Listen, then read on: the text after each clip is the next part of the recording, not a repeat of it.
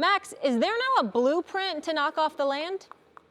Oh, yeah, and they discovered it. Let me tell you the formula, okay? Ready? Because I wrote it down. Okay. But I've memorized it. First, make sure that their MVP caliber point guard is injured and therefore is not on the floor.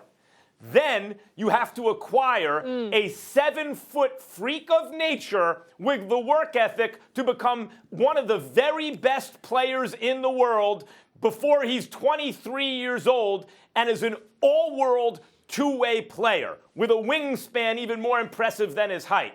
So you need those things. Then you need a cast of characters like, all-star caliber Bledsoe and Middleton and an up-and-coming young player who was among the best rookies in Brogdon last year. And then you need to play at home, and then still the Cavs will get off the shot, kind of, that could have tied the game. And if you do all those things, you can beat the Cavs in the East. They have, in fact, discovered the formula, Molly and Stephen A. Clever. It's really, really simple. You got to make shots from the perimeter. It's not about an interior game. It's not always about pushing the ball up the floor, even though that can assist and open up your floor game in terms of the perimeter. But you've got to hit perimeter shots in order to beat the Cavs. You're not going to beat them by getting physical. You're not going to beat them by pounding the ball inside, particularly with Tristan Thompson returning to the lineup. He gave you about 18 minutes last night. This second unit, let's keep in mind what we witnessed last night. We saw a situation where LeBron James was on the bench for for the first 8 minutes of the fourth quarter.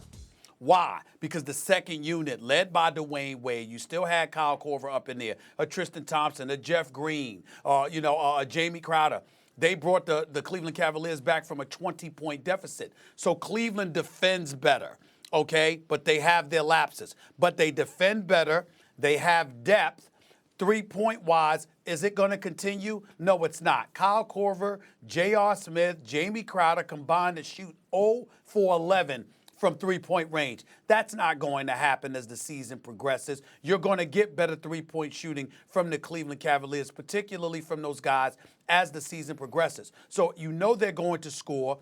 You know that you can't beat them up. Slowing the ball down is not going to work but so much against them. Not when LeBron James is in the lineup. Certainly getting favorable calls ain't going to work because LeBron James is going to get those favorable calls when it matters most. The key thing in order to beat the Cleveland Cavaliers is you have to be able to shoot the basketball under duress more times than not from the perimeter. It's not about scoring in the interior. You got to score on the outside. If you can do that and force Cleveland to come out and defend you, sometimes they don't recover well enough near the basket when they've got to come out on the perimeter and defend you. And I say all of that to say there's really only two teams that can be that nightmare, really three to a lesser degree, San Antonio.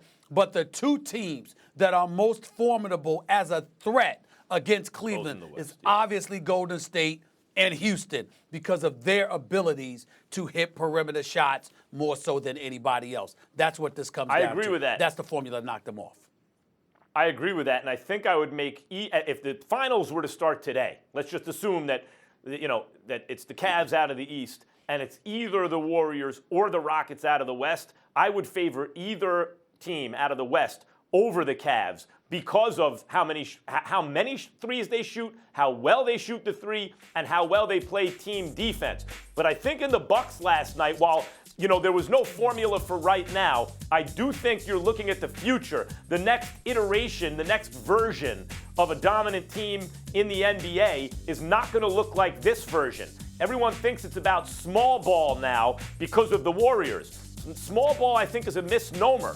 It's ball that is played by players who have the skills of players who are generally smaller. Because since there are more shorter players than there are extremely tall players, there's a larger pool to choose from. You will find more players with a diverse skill set. So guys who are not 7 feet tall, they can put the ball on the floor, they can shoot the three, all those kind of things, that works. But it would work even better with taller players. In other words, if you could find a team of players with small ball skills but who are longer, wingspans, taller, baskets up in the air, it selects out for height in the NBA and basketball generally, you'd get an even better team. And in the Bucks, even last night, we saw what that might look like in the future. Not yet, But in the future, the Knicks are doing it too with Porzingis and Stephen A. Nilikita, who's they're longer and bigger and longer wingspans than their positions normally have, and they have all the skills of smaller players, and the Bucks too. And the reason the Bucks aren't already there is Thon Maker isn't there yet. He has not progressed this season, and that's a linchpin to their entire team. But you are looking at the future in the Bucks. That's the way the league is going to go. That's not true in terms of the Bucks, and I'll tell you why in a second. But this is why I get on you by calling you Captain Obvious. So let me get this straight. It's breaking news in the world of Max Kellerman that if you're taller but you have small ball type skills, that makes you more formidable in today's NBA. I mean, my God, it's such a shock. It's such a shock that somebody that's 6'11" or 7 feet but has guard-like skills is better for today's NBA. I mean, stop the presses, Max. That's breaking news. It's stop the presses. Who the hell didn't know that? Here's the deal about Milwaukee. Let me ask you something. I will tell you this. Everyone knows that is all I'm trying to say. Of course you're right, but everybody knows that. It's like, Max, let me ask you something. When people say what small ball, 7-footer with guard skills? What 7-footer with guard skills wouldn't be better in today's NBA? Who in God's name does not know that?